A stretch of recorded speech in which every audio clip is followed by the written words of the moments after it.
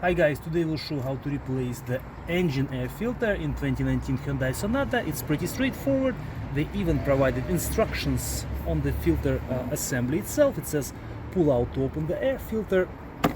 Simply pull it up like this, and now you have to turn these two levers to unlock the filter, and then it simply gets pulled out like this. This is how it looks. This is the number 28113C1100 Hyundai, and this is how it looks on the back.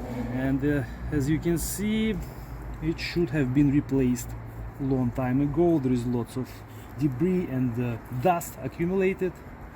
Install the new one in the same way. Push it inside and then lock these two. Cover goes back on, and the operation is complete.